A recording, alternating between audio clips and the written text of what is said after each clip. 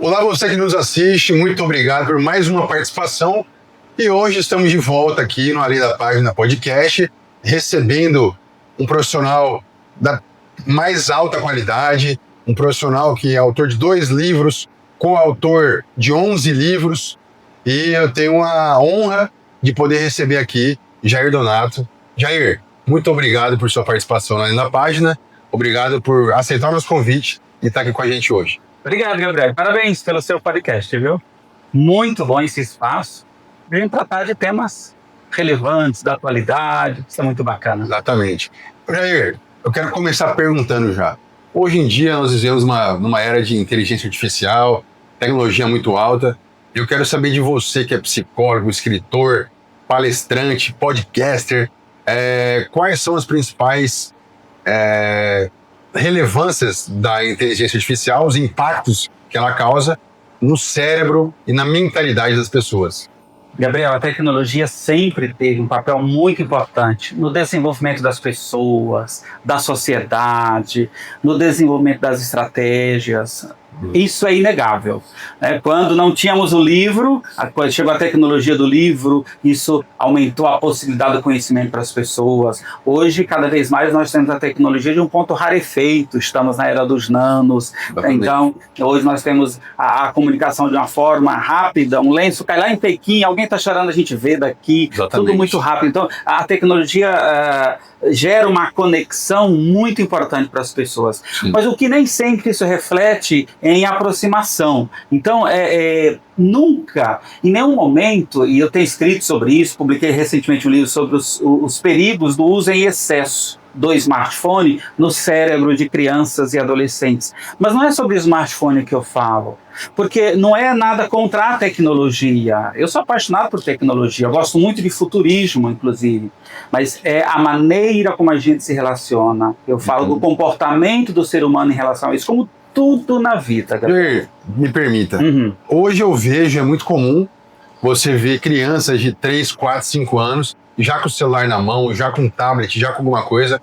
Para muitas vezes, os pais fazem isso para ter um descanso, para poder descansar um pouco do trabalho, que está muito cansado, enfim.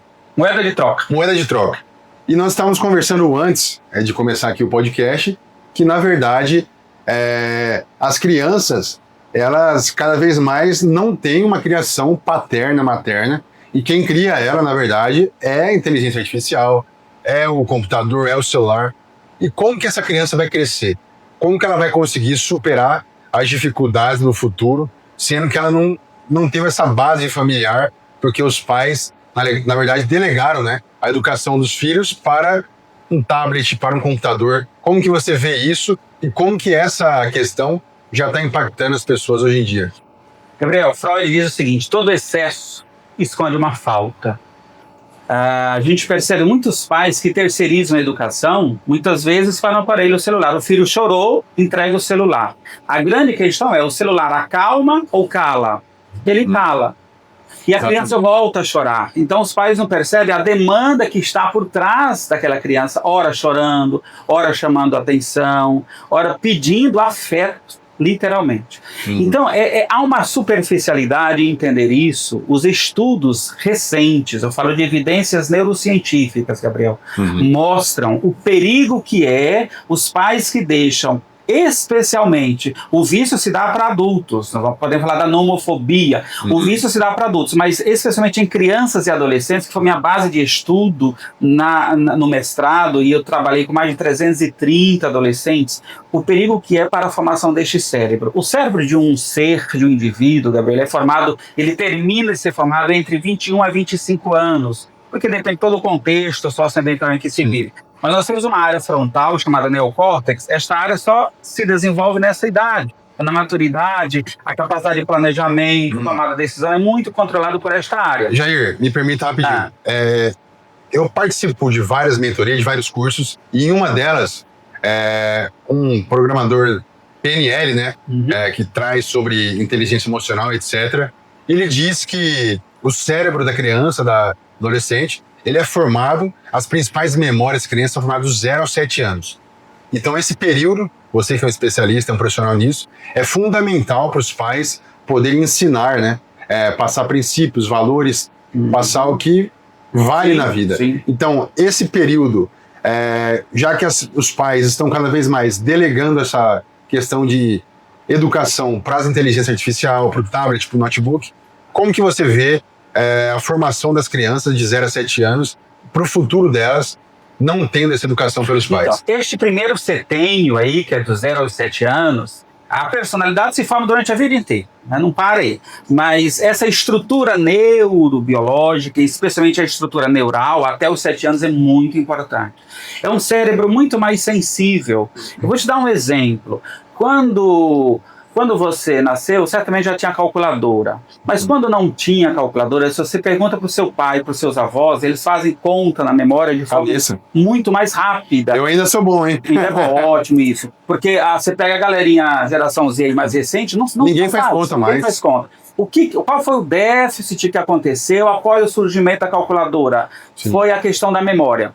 Nós estamos diante de um déficit muito pior agora, que é o raciocínio, do ponto de vista cognitivo. Então, quando eu vou escrever um texto, se eu jogo para IA fazer isto e não para ela apenas ser um complemento, sim, eu estou terceirizando isso, estou deixando de desenvolver a minha capacidade de escrita ou de qualquer outro tipo de criação. Então, falando do smartphone, quando a criança e o adolescente vicia no celular, no smartphone, nesta idade, ele faz com que a rede neural desta criança desenvolva uma série de transtornos que, por vezes, Gabriel, dura-se a vida inteira. Isto é muito sério. Gabriel, é muito comum você encontrar crianças com 7 anos extremamente irritadas.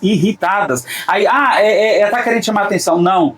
Está com o sistema nervoso dissociado. Então, a criança que desenvolve... O que é um sistema nervoso dissociado? Vou te dar um exemplo. Nós temos uma substância química, ela é neuroquímica, que é produzida no cérebro e no estômago, que é a dopamina. Dopamina é a substância do prazer. A dopamina que você encontra no esporte, na corrida. Também. Nós temos 5 substâncias, 5 neurotransmissores que são considerados neurotransmissores do prazer. Serotonina, dopamina, são 5 ao total. Mas a dopamina é a principal. Cada vez que eu estou aqui, fazendo isso aqui, milhões de gotas de dopamina estão sendo liberadas no cérebro. A dopamina é a mesma substância que uma pessoa que é viciada em crack, por exemplo, desenvolve. Por isso que uma pessoa viciada, precisa cada vez mais da droga. Então é por isso que muitas vezes as pessoas que estão tristes, que estão passando por uma dificuldade, elas descontam no doce, na comida. É por causa disso? A tristeza, por exemplo, a falta da serotonina, que de acordo com essa falta, desenvolve até o comportamento depressivo. Nosso corpo é puramente química. De acordo com as substâncias que faltam ou são produzidas em excesso, geram vício. Então a dopamina, quando ela é produzida... Dopamina é a substância do prazer, da alegria, da felicidade, mas se em excesso, ela afeta a aprendizagem. Muito comum, crianças hoje ficam até 2 da manhã no celular. Cara, como que essa criança vai acordar no outro dia, 7 horas, para fazer uma prova na escola? Então, insônia, comportamento ansioso, depressivo, uma série de transtornos. Eu recebo no consultório pais com crianças 7, 8 anos, que estão dormindo 2 da manhã, já estão extremamente nervosas em casa. Então, o que é o sistema nervoso? Sabe o joguinho Roblox? Que tem muito... Então, crianças viciadas em Roblox, por exemplo, se você tira, ela sempre toda tremendo, sabe? Aquilo é o sistema nervoso já está descompensado. Bem, imagine só, no adulto isso já é perigoso, mas na criança e no adolescente, o excesso dopaminérgico, eu falo disso no livro sobre o efeito dopaminérgico, o excesso de dopamina gera vício no cérebro. Gabriel, semelhante ao uso de drogas químicas. A diferença é que não é ingerida. Semelhante ao uso de drogas químicas, semelhante ao uso de um crack, semelhante ao uso de cocaína. Para você ver. O efeito é o mesmo. O excesso de tablet, de aparelho celular para uma criança é semelhante ao uso de drogas químicas. A diferença é que não é ingerida de fora para dentro, mas a substância química produzida interna é a mesma, que é o efeito dopaminérgico. Isso é muito sério para os pais refletirem sobre isso. Entendi. Jair, muito boa colocação. Agora eu quero perguntar para você. No mundo de hoje é impossível você ficar sem celular, sem internet. E cada vez mais as pessoas estão começando a usar a tecnologia mais cedo.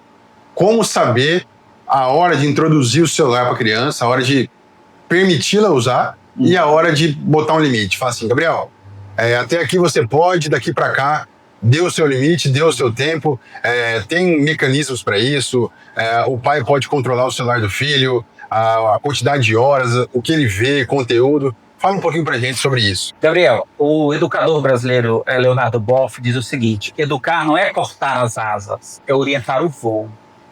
É muito importante, em nenhum momento no meu livro eu falo de privar a criança ou adolescente de ter o acesso Tem que ter o equilíbrio, ao né? smartphone. É o equilíbrio. Tudo na vida é o caminho do meio, é o equilíbrio. Se você sentar-se à mesa e não comer nada, você morre, definha. Se você sentar e comer demais, você também pode perder o corpo. Exatamente. É o equilíbrio, é o comer o necessário. Então, não se trata de nunca... Gabriel, a criança hoje pequenininha já vê todo mundo. Eu tenho um netinho de 1 ano e 4 meses, ele pega o celular, já põe o dedinho, que ele já quer destravar o celular. Sim. Agora, se os pais entregarem e deixarem ele fazer uso do celular nessa idade, ele vai saber fazer, com certeza. Como criança de 2, 3 anos já vai no YouTube, sabe qual desenho que ia assinar. Até tela de TV, o máximo que um pai deve deixar para uma criança até 2 anos assistir de desenho animado são 3 por dia. Eu vejo pais que colocam, quando nós não tínhamos smartphone, eram as TVs, colocavam as TVs. Lá no meu mestrado, na minha faculdade de jornalismo, na minha pesquisa de campo há 20 anos, e eu pesquisei sobre isso, os impactos das cenas de violência na TV, porque não tínhamos smartphone, no comportamento do telespectador. Total, né? Já tinha. Eu descobri casos absurdos, inclusive em Cuiabá, né, por influência de cenas na TV. Então, agora, hoje, por que eu falo do smartphone? É que dentre as telas que estão disponíveis, né, o tablet, o smartphone e a TV, o maior número de smartphones. Gabriel, nós temos quase 3 aparelhos por habitantes no Brasil hoje. Tem lar que tem 10 smartphones ali disponíveis. Tem pessoas que... Então uma criança pequenininha, ela já fica olhando, ela já vê ali, se os pais não tiverem esse controle, por exemplo, uma criança pequena, ela não pode ver a foto dela no celular, eu posso mostrar algo, mas não entregar. Tem pais dando smartphone para os filhos com 4 anos, 3, 4 anos. Exatamente. Sabe, 7 anos já tem lá. Tem pais que não tem mais controle sobre o que o filho acessa. No passado, Gabriel, era o seguinte, se você ficasse na rua até tarde, era perigoso. Sim. O perigo hoje está dentro de casa. Dentro de casa. Porque nas redes sociais, não vamos nem falar de IA ainda, vamos falar das pessoas que estão, seja através de jogos, que estão atrás das crianças, e esse perfil de abusadores, eles identificam. Sim. Quais são as crianças que estão ali vulneráveis. E hoje, Jair, com o celular também, a pessoa que está conversando com você tem acesso à localização, a saber o que você faz, a saber os seus costumes, os seus hábitos, a saber onde você vai, onde você come, onde você dorme. Então, assim... O próprio joguinho Roblox, a pessoa entra lá e fala assim, seu pai tá aí, sua mãe não tá. Eu posso ser seu pai? Eu posso te adotar? A criança não tem afeto em casa, Gabriel. Tá ali uma voz de uma outra, sabe? A pessoa que pensa... Tá vulnerável ali, né? A vulnerabilidade é enorme. Exatamente. Há poucos dias eu vi que no Roblox orientou para que um irmão de 7, 8 anos jogasse o irmãozinho de 2 anos no chão. Jogou no chão. Quantas crianças, quantos adolescentes se automutilam. Sim. Né? Então, assim, nós estamos diante... Então, quando o filho fecha a porta e fica no quarto e os pais não têm um controle, esse perigo é maior do que se ele estivesse na rua exposto. E qual que é a sua sugestão para os pais que estão passando por um desafio como esse? Como que eles devem reagir, como que eles devem agir para evitar que o filho se tranque no quarto, porque o filho troque os próprios pais pelos celulares? Eu tenho encontrado diferentes perfis de família, poucos bem equilibrados. Eu tenho encontrei 2 famílias, desde que eu lancei o livro até hoje, que faço palestras em escolas, em vários locais, em que os filhos de 15 anos, as mães, os pais, têm controle sobre o que eles acessam. O diálogo é muito aberto ali. Mas eu encontro famílias que o filho de 7 anos já não dá senha para os pais, e os pais com extrema dificuldade de colocar limite nessas crianças. Eles não sabem o que os filhos estão acessando. Então, quando os pais tiverem uma dificuldade enorme de lidar com isso, Gabriel, aí eu oriento, busque ajuda. Então, tem pais que estão extremamente adoecidos mentalmente, e eles estão sem condições, inclusive, para cuidar dessa educação. Então, como colocar limite, como orientar. O ideal é como direcionar. O ideal é que uma criança, se você me pergunta qual que é a fase ideal para uma criança ter um smartphone, ganhar um aparelho, a orientação dos especialistas é que se isso seja entre 13 a 15 anos. Mas hoje a situação, a realidade é totalmente diferente. Hoje a criança com 5, 6 anos está recebendo celular. Vê como orgulho em um smartphone do filho. Então, até lá, controlar horário, tempo. Então, cada família, veja o tempo de uso. Tem famílias que ficam 9 horas. Eu ouço de muitos adolescentes dizer o seguinte, eu até tento conversar com a minha mãe, mas ela fica no celular o dia inteiro. E aí? Jair, Tem um estudo que de todos os países do mundo, o Brasil é o país, um top 3 países que mais usa celular por dia. E é exatamente isso. Sim. Mais de 9 horas por dia que o brasileiro passa. Nós só perdemos hoje para a África do Sul. Estamos em segundo lugar. Na África do Sul está com 9 horas e 32 minutos, a gente 9 horas e 12 minutos. Então, assim, se a pessoa dorme 8 horas e ela usa o celular 9 horas, já são 17 horas do dia dela. Sim. 9 horas que ela podia estar produzindo, podia estar com a família, podia estar fazendo um curso diferente. As perdas são enormes. Perda cognitiva, afeta aprendizado, memória. Os efeitos físicos, hoje tem a síndrome... Hoje tem muito sedentário, né, Jair? Tem. Hoje as pessoas, os jovens, eles... Antigamente não tinha celular. Inteiro jogando. Ia jogar bola, andar de bicicleta, sair pra rua com os amigos. Hoje em dia, as pessoas estão parando de fazer isso para poder ficar no celular. Tem a síndrome do pescoço de texto.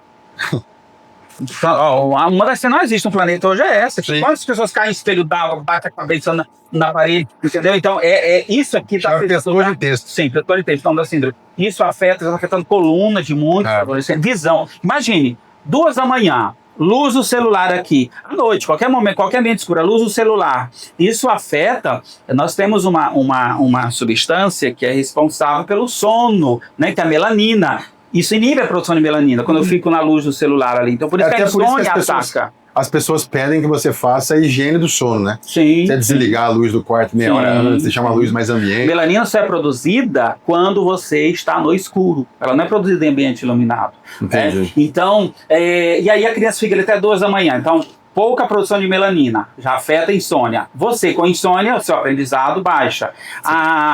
Tem um país que é a Islândia. Eles passaram mais de uma década treinando, tirou literalmente todos os livros das escolas para que as crianças aprendessem só via online, só via telas. Agora eles estão investindo milhões em euros para voltar os livros para as escolas, porque em 10 anos foi medida a performance cognitiva dessas crianças, foi visto aqui. Caiu. E eu tenho mais, recentemente eu escutei num rádio aqui em Cuiabá que as empresas hoje em dia, elas somente não aceitam mais currículo, não aceitam mais entrevistas online. Elas querem fazer uma sabatina com a pessoa para saber realmente como que é o processo de cognição da pessoa, para saber como que a pessoa reage a alguns desafios, porque hoje em dia, como você falou, você pega e joga tudo na IA. Uhum. Mas e quando você não tem a IA? Como que você reage sem a IA? Quem é você sem a IA? Porque as pessoas acomodaram. Não estudam mais, muitas delas. Perde a identidade, Gabriel. Perde a identidade porque elas sabem que a IA, o GPT... hoje tem milhares de IAs que fazem para você foto, vídeo. Sim, tudo. Recentemente eu vi que até namoro vai existir daqui a um tempo com o robô. Você vê o tanto que... Já tá tendo casamentos com personagem da IA, entendeu? Exatamente. Então, assim, até que ponto vai a IA, né? A IA tem que sim, o ser humano, a nossa sociedade tem que evoluir, mas nós não podemos deixar a IA controlar a gente. Nós que precisamos controlar a IA e saber fazer da IA um propulsor, né, para nós crescermos e não ao contrário. É muito importante, Gabriel, a gente olhar não para queixa, mas para demanda. Né? Então, assim, o que faz uma pessoa que se torna inveterada no uso de uma determinada tecnologia? Passa o dia inteiro no smartphone enquanto deixa com que a sociabilidade, a relação de afeto se enfraqueça. Será que tem afeto mesmo? Como que é o nível dessa relação? Então, essa demanda que a gente olha. Então, aquela pessoa que é workaholic, por exemplo, né? O que está por trás daquilo? Qual é a demanda que está por trás daquilo? Aquela pessoa que é muito boa, você quer fazer o bem para todo mundo. Qual a demanda por trás disso? Qual é essa necessidade de querer ser bonzinho o tempo inteiro, mesmo levando chapuletada da vida? Então, é interessante, pessoal, olhar aquilo que ela faz em excesso, né? Qual é a demanda que está por trás disso? E hoje, se nós não tomarmos cuidado, a tecnologia é um dos ativos que nós temos mais presentes nas nossas vidas, desde que a criança nasce, já está ali. Tudo que precisa, Gabriel, é um processo de educação. Então, não se trata do proibir, é educar. É achar o meio termo. Sim. Nem até lá, nem até cá. É o meio termo. O budismo tem um princípio, uma das premissas que chama-se caminho do meio. Eu gosto muito. E caminho do meio é isso, a questão do equilíbrio. Né? Nem muito lá, nem muito cá. Quem é que vai conseguir sobreviver hoje sem IA? Ou sem IA não, sem a tecnologia, né? Não sou Ninguém. Mas, se for em excesso, meu caro... Jair, próximo tema. Eu quero saber, nós conversamos aqui antes de começar o podcast também, que teve um tempo que até o Fantástico foi na cidade, lá em Paranapanema, naquela plantação, na produção de cana. Portal do Paranapanema, conhecido em São Paulo. Conhecido. E o pessoal lá arrancava, né? Fazia o corte da cana manualmente. E teve uma senhora que disse que não saberia o que seria da família dela, das gerações futuras, ser aquele tipo de serviço que passava de geração para geração. E aí as colheitadeiras vieram, tomaram aqueles trabalhos, e eu trago isso para os dias de hoje. Hoje em dia, a inteligência artificial e os smartphones e tudo que envolve ele, a tecnologia, está simplesmente criando novos tipos de serviço e exterminando outros. Então vai ser gerado várias oportunidades, mas ao mesmo tempo vão perder muitos trabalhos hoje em dia. Por exemplo, daqui para frente, a tendência é aumentar mais a automatização, o uso de robôs, e essas pessoas tendem, né, se não se qualificarem, capacitarem, tendem a perderem seus empregos para as IAs. Como que você vê isso? Como que o mundo será daqui para frente com essa transformação digital, essa transformação da inteligência artificial? Ainda não é o fim do mundo, Gabriel. Ainda, né? Porque isso faz parte da humanidade. Sempre que chega uma nova tecnologia, estabelece-se uma nova mudança, as pessoas precisam mudar. A forma de se relacionar com o mundo, se desenvolver novas competências. Início do século do 19 para o 20, quando chega a energia elétrica no Brasil, você sabe o que fazia os agentes municipais na prefeitura do Rio de Janeiro, por exemplo? Todos os dias, às 8 horas, saíam acender os lampiões da cidade. Quando chega a energia elétrica, aquelas pessoas foram dispensadas. E aí foram fazer o quê? Tiveram que se adaptar. Você citou o exemplo de quando chega as colheitadeiras. Quem não conhece, existe uma ferramenta no Nordeste, se usa até hoje, chamada cutela, que era para cortar a cana. Todo mundo cortava cana no cutela. Era manual a poda da cana, o corte da cana. Aí chegam as colheitadeiras e aí tiveram que se adaptar. A questão é o seguinte, Gabriel, o cara que dirigia o trator CBT na fazenda do nosso avô, aquela coisa muito mecânica, hoje, se ele não se adapta, ele não consegue dirigir uma colheitadeira. Sim. Que tem que ser formada, que é totalmente, não é nem mais automatizada. Então é toda informatizada. Então ele precisa se adaptar. Então, no decorrer da vida, nós estamos agora diante de muitas funções que já não existem mais. A UERJ fez um estudo, em 10 anos, 1 milhão de postos no Brasil desapareceram. 1 milhão. 1 milhão de postos no Brasil. Não, hoje, em função das novas tecnologias. Hoje você vê, Jair, você vai em empresas aqui, postos de combustível, o próprio Cine, milhares e milhares de vagas de empregos abertas e não tem pessoas para trabalharem. Os recrutadores de talento, eles hoje sofrem muito. Porque em todos os segmentos tem vagas abertas. Temos o efeito da geração Z, que é uma geração muito superficial em relação, né, não tem um sentido voltado para o trabalho como tinha as gerações X, as gerações anteriores. E a outra foi a questão do preparo mesmo, literalmente o preparo. Gabriel, a pessoa pega, leva uma manchete aqui, aí fala que sabe da notícia. Sim. Pra as pessoas não lêem o artigo. Já tem uma lei, estão passando uma lei que querem impedir os influenciadores digitais da área da medicina de darem seus pareceres sem eles terem feito medicina ou curso equivalente. E está correto. Você viu que na China, tudo bem, a questão ditatorial, mas na China é proibido. Nenhum influencer pode dizer nada sem ser especialista, né? E a gente, de repente... Ainda mais tratando de saúde, né? Sim, a vida da pessoa. Sim. Há 15 anos, quem escrevia sobre um assunto, quem publicava notícia era um jornalista. Hoje qualquer um pegou aqui, cara, você fala qualquer assunto e ali você coloca as suas crenças, os seus preconceitos, sem evidência científica nenhuma, seu viés, sem evidência científica nenhuma. E o que os outros fazem? Superficialmente também vão replicando aqui. As fake news surgem por isso. Tem público para fake news, por isso que ela existe. E até você desmentir aquela fake news. Sim. E aí, como que eu vou jogar uma fake news como culpa da IA? Não tem a ver com IA, tem a ver com caráter, tem a ver com conhecimento, tem a ver com quem está gerando aquilo. Exatamente. Então, assim, as pessoas, é muito importante olhar daqui por diante, quais as profissões do futuro? Faça uma pesquisa. Então, se adaptar. Hoje não é vergonhoso, Gabriel. A pessoa está com 40, 50, 60 anos. Mudar, ou desenvolver novas habilidades. Eu ia chegar nesse ponto. Eu vejo muitas pessoas com profissões que são muito respeitáveis, são muito bem-sucedidas, Sim. Só que ficaram no tempo. Uhum. Muitas profissões que no passado foram sucesso, Sim. só que com o avanço da tecnologia, perderam esse posto, né? E eu vejo que muitas vezes aquela pessoa, por ter dedicado grande parte de sua vida àquilo, dedicado muitos anos de faculdade, feito estágio, trabalhar na área, elas têm um receio e têm um preconceito de saírem daquela área e passarem para uma área mais digital, vamos dizer assim. Essa é a diferença, Gabriel, entre emprego e empregabilidade. Empregabilidade é a capacidade que você tem de estar no mercado de trabalho mediante qualquer mudança. Eu trabalho muito na área de carreiras, eu gosto de perguntar para as pessoas, se você for desligado da sua função hoje, você consegue permanecer no mercado ganhando o mesmo valor? Se não, tem que olhar para a sua empregabilidade. Qual foi a última vez que você foi assediado por uma empresa? Se faz muito tempo, você tem que olhar para a sua empregabilidade. E quais são os sinais que a pessoa precisa olhar para a empregabilidade? Ver quais são as tendências. Eu vou te dar um exemplo. Eu tinha 10 anos de idade.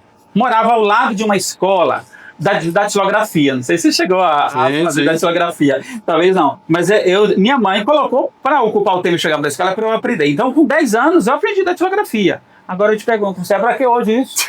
Tá? Então é algo que eu omito, só num momento como esse eu falo que eu fiz, mas não tem. Então é isso, tem muitas competências, Gabriel, que hoje nós temos, que daqui a 2, 3 anos o mercado vai olhar e falar, não quero mais elas. Vou fazer o quê? Vou ficar ó céus, ó terra? Exato. Ou vou desenvolver outras competências? Então a maior postura nossa é nos adequarmos ao meio ambiente. Charles Darwin dizia que não é a mais forte, nem a maior das espécies que sobrevive, mas é aquela que mais se adapta ao meio ambiente. Exatamente. As baratas estão aí há milhões de anos, mesmo antes das eras. Para você ver, né, Jair? Conceitos firmes, sólidos, sobrevivem ao tempo, né? Sim. Então, isso que Charles Darwin disse lá atrás, da questão da adaptabilidade, serve para o dia de hoje. Sim. E cada vez mais vai fazer mais sentido. Um atleta de vara, Gabriel, quando ele faz o salto, por que ele... Se aquela vara for de ferro, ele não consegue saltar. Ela tem que ter uma flexibilidade. É a flexibilidade que impulsiona ele, entendeu? Exatamente. Então, se eu não for flexível, cara, não tem como impulsionar minha carreira. Eu preciso mudar. Isso vale para as relações, Gabriel. No meu tempo era assim. Tem valores dos nossos avós que foram muito bacanas no tempo deles. Hoje mudaram. Né? Exatamente. Hoje você não pode contar mais determinadas piadas. O seu vocabulário tem que ser adequado ao contexto que você está. Agora eu vou repetir um comportamento porque quando eu era pequeno era assim. Não, eu preciso olhar o que o mundo está pedindo. Vale para as tecnologias, vale para as relações, vale para o mercado de trabalho, vale para tudo, Gabriel. Sabe? Então tem habilidades e competências que eu preciso desenvolver que são comportamentais, né? São as soft skills que a gente fala hoje. Sim. E tem outras que são hard skills, né? Que são as competências mais objetivas. Exatamente. E o que o mercado está precisando? O que eu preciso para isso? Tem pessoas que você vai conversar, elas são muito desantenadas em relação ao mundo. Ainda falam, não, isso aqui não vai perdurar. Aí ficam para trás. Eu vejo muitas pessoas hoje dizendo que a inteligência artificial não vai durar, que é uma bolha. Eu vejo muitas pessoas. E ao mesmo tempo eu vejo essas mesmas pessoas usando o GPT para fazer um trabalho, usando o GPT para poder escrever um site. Se ela vai ao médico, se ela compra um carro, tudo que ela tem é graças à tecnologia, tem inteligência artificial, tem tudo. Então tudo que deve fazer está no caminho do meio. Hoje eu estou conversando com uma senhora de quase 80 anos. Eu achei linda, eu elogiei ela no final. Ela falou sobre inteligência artificial. Falou, eu fiz a assinatura de uma inteligência artificial, mas eu uso só para determinadas situações. Não deixe que ela crie os meus textos. Olha que bacana. Esse é o equilíbrio. Exatamente. Agora você vai falar assim, não, isso aqui não tem a ver, isso aqui não vai pegar. Ou se ficar assim, veterado o tempo inteiro com aquilo, usa com equilíbrio. É isso, Gabriel. Tudo na vida é o equilíbrio, Jair. Tudo, cara. Jair, nós estamos chegando ao final do nosso podcast. Eu queria te agradecer pela presença, agradecer pelo seu tempo de estar aqui com a gente na Além da Página. E eu queria te fazer uma provocação e uma pergunta. Se o mundo inteiro pudesse escutar uma mensagem de Jair Donato, você iria passar para quase 8 bilhões de pessoas no mundo, o que você falaria? Seria traduzida para todos os idiomas possíveis? Qual seria a mensagem de Jair Donato para essas 8 bilhões de pessoas? Bacana a provocação, viu? Eu vou me recorrer ao pai do humanismo, Carl Rogers. Carl Rogers tem uma mensagem muito linda que diz o seguinte: o que torna o ser humano autêntico, A única estratégia que pode torná-lo cada vez mais forte é admitir as próprias fragilidades. Nunca ter medo, sabe, Gabriel, de dizer isso eu não sei, isso está difícil, isso está pesado, buscar ajuda. Isso é muito importante. Não há nenhuma necessidade de eu ter uma casca, um orgulho, dizer a gente não é bom o tempo inteiro em tudo. Uma competência que eu tenho hoje, amanhã eu tenho que desenvolver outra, sabe? Então, assim, se está doendo, diga que está doendo, peça ajuda. Então, quanto mais eu admito as fragilidades que eu tenho, tomo consciência delas, Mais você evolui. mais forte eu me transformo. Isso é muito bacana. Jair, Obrigado, Gabriel. muito obrigado pela aula Sucesso, viu? e por estar aqui com a gente hoje. Valeu. Esse foi mais um podcast Além da Página e eu espero vocês no próximo episódio na semana que vem.